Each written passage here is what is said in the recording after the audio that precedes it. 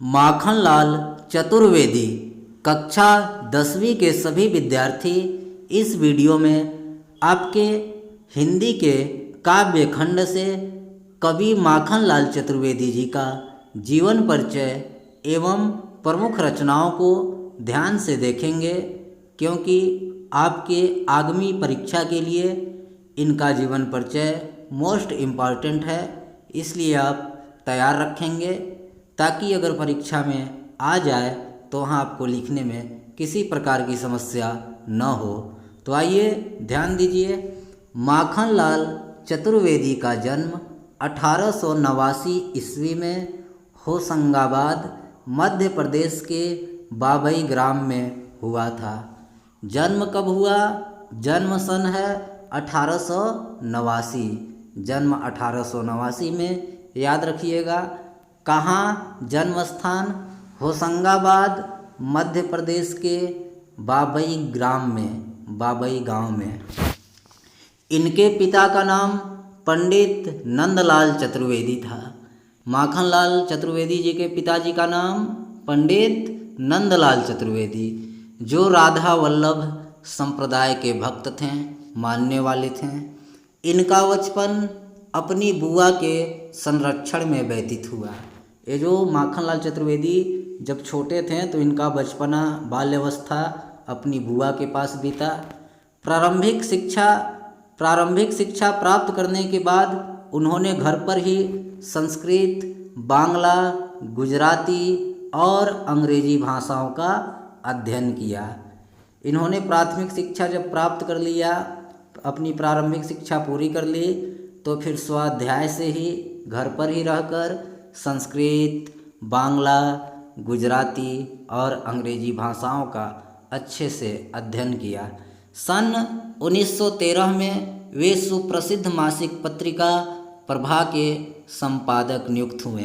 याद रखिएगा, माखनलाल चतुर्वेदी जी प्रभा पत्रिका के संपादक थे। पूछ ले कि प्रभा पत्रिका के संपादक बताइए, तो आप लिख देंगे माखनलाल चतुर्वेदी।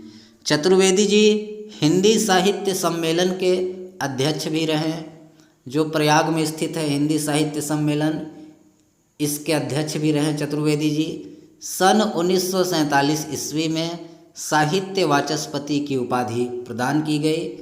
इनकी साहित्यिक सेवा को देखते हुए, इनके साहित्यिक योगदान को देखते हुए, कब? 1947 ईस्वी में। कौन सी उपाधि? साहित्य वाचस्पति की उपाधि इन्हें दी गई। इन्होंने कर्मवीर पत्रिका का सफल संपादन किया। ये भी याद रखिएगा। कौन कौन? प्रभा और कर्मवीर, ये दोनों पत्रिका का संपादन किसने किया? माखनलाल चतुर्वेदी जी ने।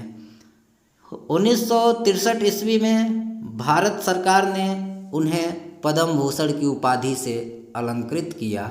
इन्हें 1963 ईस्वी में भारत सरकार के द्वारा पद्म भूषण भी प्राप्त हुआ। 30 जनवरी 1968 ईस्वी को इनका स्वर्गवास हो गया, यानी इनकी मृत्यु हो गई। आगे देखिए। चतुर्वेदी जी पत्रकार, निबंधकार और संपादक के साथ साथ प्रसिद्ध कवि भी थे, गद्यकार भी थे और कवि भी थे। चतुर्वेदी जी ने काव्य में राष्ट्र प्रेम, चतुर्वेदी जी के काव्य में राष्ट्र प्रेम की भावना प्रकट होती है। इनकी कविताएं राष्ट्र प्रेम की भावना से ओतप्रोत है। इन्होंने अपने काव्य में देश के प्रति न्यौछावर होने व अपने देश के लिए त्याग करने की प्रेरणा दी है। चतुर्वेदी जी की भाषा सरल, सहज और ओजपूर्ण खड़ी बोली हिंदी है। इनकी रचनाएं देखिए, ये रचनाएं मोस्ट इम्पॉर्टेंट हैं, कई बार परीक्षा में आई हैं, आप मत भूलिएगा रचनाएं। इनके काव्य ग्रंथ हैं, मोस्ट इम्पॉर्टेंट है, हिम किरीटनी और हिम तरंगिनी। ये दोनों एक ही तरह का नाम है, हिम किरीटनी, हिम तरंगिनी, याद रखिएगा। माता युगचरण, युगचरण भी कई बार पूछा गया है। समर्पण, वेणुलो गुंजे धरा, समर्पण और वेणुलो गुंजे धरा। इसके बाद जो ये साहित्य देवता है, एक काव्य ग्रंथ नहीं है, एक गद्य गीत है। क्या है? गद्य गीत। साहित्य देवता की विधा गद्य गीत। काव्य ग्रंथ हेमकृतनी, हेमतरंगिणी, माता युगचरण, समर्पण, वेणुलो गुंजेधरा। और साहित्य देवता क्या है? गद्य गीत। इनमें से जो मोस्ट इम्पॉर्टेंट है वे रचनाएं मैं आपको बताता हूँ। हेमकृतनी, हेमतरंगिणी, इसके बाद युगचरण, समर्पण, ये इनकी मोस्ट इम्पॉर्टेंट रचना है, आप नहीं भूलेंगे। तो ये आपका हुआ माखनलाल चतुर्वेदी जी का जीवन परिचय और साहित्यिक परिचय आपको 10वीं में बस जीवन परिचय संक्षिप्त में लिखना होता है और रचनाएं, इतना ही। तो इस तरह आप परीक्षा में लिखेंगे।